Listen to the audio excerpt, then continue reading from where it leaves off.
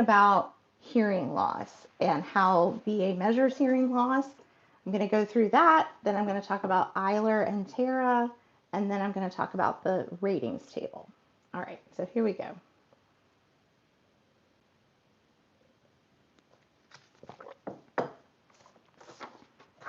Hearing loss is something that very common service-connected condition, and also something that is rated really in a wonky way, so that a lot of times veterans are frustrated that they have like massive hearing loss in their left ear, for instance, and decent hearing in their right ear, and then they can't get a percentage higher than 0 for hearing loss. Let me say this first. Even if your rating percentage is only 0 for hearing loss, you can still get hearing aids through VA. You can still get treatment for hearing loss through VA, even if the hearing loss rating is only 0. So that's a really important distinction, especially if you don't have a very high rating and you're looking to get VA care. Their hearing aids, I was about to say what I hear about the hearing aids, like that's ironic. But again, what I hear about hearing aids through VA is that they are excellent and far superior to the ones that you get in the civilian world. So I would recommend looking into it if you have hearing loss and if you have VA coverage. So let me just explain though why, let's say, if you have really bad hearing loss, your percentage is still only 0 or 10%. Because VA measures hearing loss in 2 ways. One is the pure tone threshold average, and the other is the speech discrimination score. So you'll see on this chart, and I will link it in the description once I get access to the video after, because it's really tiny. But there's like a chart across the top and then a chart down the side. So across the top is the pure tone threshold average. And that, let's say, that's the thresholds of 1,000 to 4,000. So a lot of times the major drop off in hearing is past the 4,000 mark. It's often, when I look at people's hearing, it's like the 5,000 and 6,000 where you're like where it really drops. So that's why a lot of times you feel like, man, my hearing is really bad. How come I only have a 0? Well, they're just taking the average of the 1 to 4,000. The band, or 1 to 5. Man, I need to have that written down. Hold on, let me look at this real quick. No, it's 1 to 4, just the 1 to 4,000 range. Okay, so that's across the top. Let's say yours is 43, and then the speech discrimination score, let's say yours is 88. Okay, so you take 43 and 88, that puts, let's say, your right ear at Roman numeral 2. And then you do the same for your left ear. Let's see, that is Roman numeral 2. And you get Roman numeral 2, 0%. On and on it goes. So even if, let's say, your left ear is just terrible hearing, but your right ear is kind of decent, you're still only going to get 0%, maybe 10%. Just like it gets really, like if only one of your ears is really bad, it's really difficult to get anything higher than 10%. I would recommend, let's say you have a hearing loss rating with VA at 0%. I would recommend getting hearing aids through VA, and then I would also recommend getting that hearing tested regularly, and then as it decreases, if you're looking to get your rating percentage increased, then put in for an increase in that hearing if you know that your hearing loss has gotten, if you know that your hearing loss has gotten worse. Okay, so again, I'll put a link to this in the description once I've completed the live.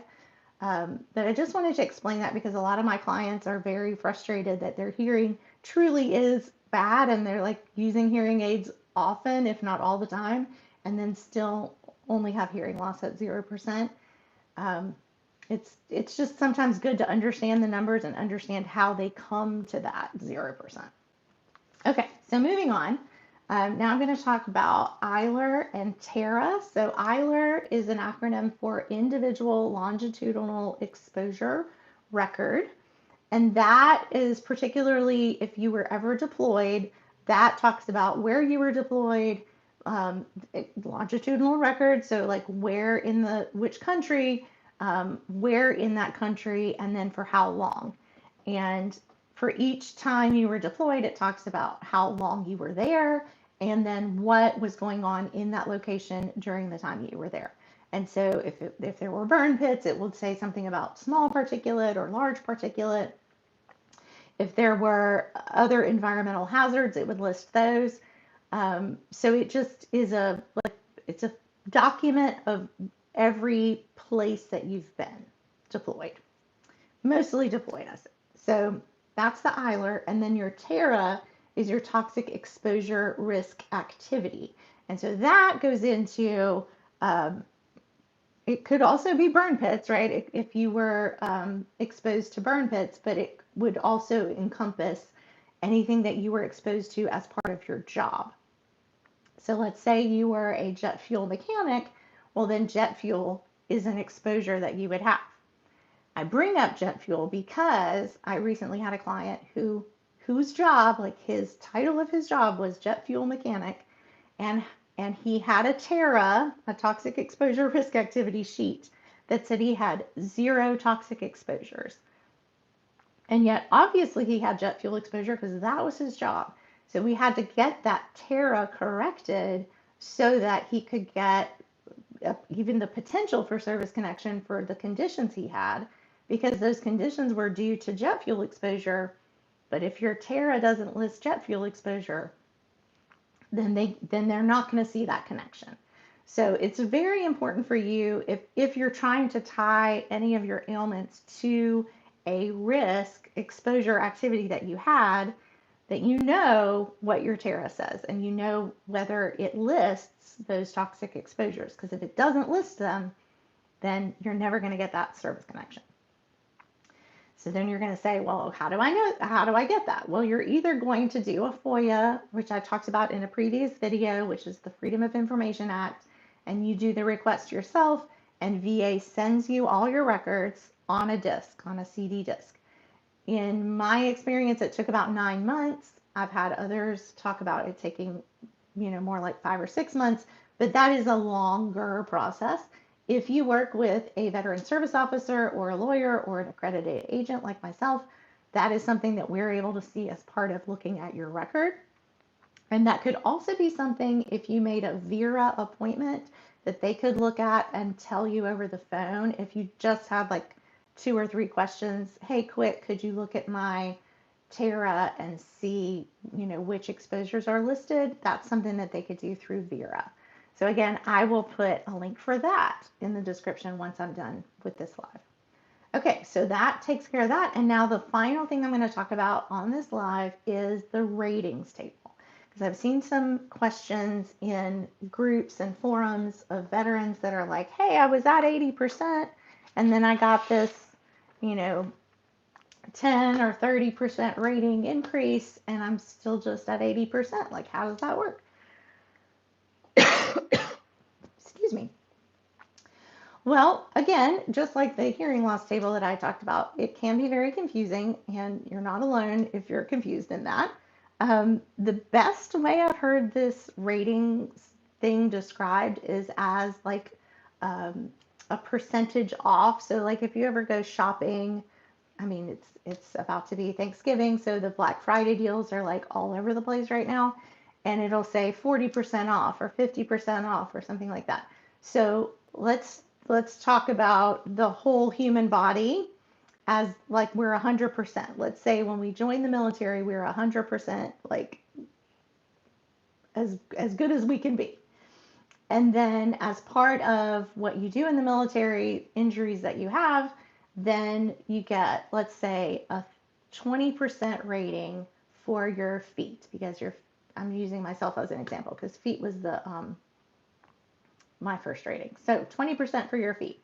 Okay, so you get 20% for your feet. Well, then 80% of you is still good, right? So then any percentage next that you get is not going to be added. It's not going to be 20 plus 20. It's going to be 20 out of 80. That makes sense. It's hard to explain. I use the combined ratings table often. Again, I will link this when I'm done with the video. I use this a lot to just quickly help me figure things out. So using the example from earlier, if you were at 80 and then you got, let's say, a 30% bump, that would be, if you were a true 80, that would be 86. So then they round up to 90. So if you were 85 or higher, they would round up to 90. But if you're being paid at 80, your real rating could be 75 and they round it up to 80. So if you're 75 and you get a 30% increase, that's just 83. So now you're still just paid at 80.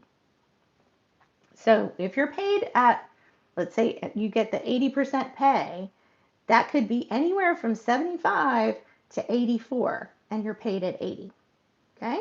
So if you're 84 and you get a 30% increase, that's 89. And so then you're paid at 90. So that's a bump in pay. But it's not always going to be a bump. Does that make sense? So it's important to know not just your pay rate, like I'm paid at 80%, but your real rating. So again, when I work with my clients, I have like on my chart that I make for them, I have, okay, here's you're paid at 80%, but your real rating is 83 or your real rating is 79. Because that makes sense. That makes a difference in, the appeals that we file and the claims that we file, like trying to figure out and predict, okay, what difference is this going to make? And so, for instance, if you're at 70, excuse me, if you're at 75 and you're going to do a claim that's going to get you potentially a 30% rating, but it's actually not going to change your overall, that might change how you approach that claim, or it might change what you claim if you know, or how hard you fight for something. Like I had somebody recently that I talked to that was like, the C&P exam was wrong. I should have gotten, instead of the 10% level on this issue, I should have had the 30% level. This veteran was absolutely correct. The C&P examiner was wrong. The medical evidence he submitted was correct. So yes, we could have done a higher level review or a supplemental and drawn attention to that and fought for that higher rating. However, I looked at his overall percentage and I said, it's not going to change your pay rate at all. Like whether you're at 10% or at 30%, your overall percentage isn't going to change. So we could spend 4 to 6 months of our time and energy and effort fighting this. Sure, we would win, absolutely, but there would be no monetary benefit to that. So if it works in the overall plan and you're trying to get to a higher percentage and that's going to help you get there, maybe that's worth it. But if that's really the only thing you have left to claim and it's not going to change the overall percentage, then maybe you save your time and your effort and your energy for something else. So that's why it's important to know your real rating in addition to knowing what your pay rating is. Okay, I hope that makes sense. If you have any questions, put it in the comments. I do play the harp, Eric. Thank you for that question. And actually, so I really appreciate that question because it reminds me I was going to ask. I'm preparing. You can tell probably it's all like out and messy back there because I'm preparing for a gig that I have coming up, and I was wondering about whether people would care or not. Like, should I maybe do some Christmas carols in December or something? Like, while I'm practicing for my upcoming gig, I could sort of also do a little something on here. I also just understand that people are here for help with VA claims, and that I also want to be aware of that and try to share valuable information and not waste people's time with like extra fluffy stuff. So anyway, I might do like little interlude of harp at the end of videos coming up or something like that, depending on what y'all say, if you would care or not. Okay, let's see. Oh, TRICARE. I'm sorry, I'm not able to help you with that. Yeah, uh, I don't have TRICARE personally, and so I'm not able. Hmm. I'm sorry that that's happening. I wish I could be of help in that. Okay, well, any further questions, put them in the comments. I hope this was helpful. I hope y'all have a great Thanksgiving, and I'll see you in December. I'm sure I'll come back on a few times. And if you want some Christmas carols on the harp, let me know. All right, y'all have a good day.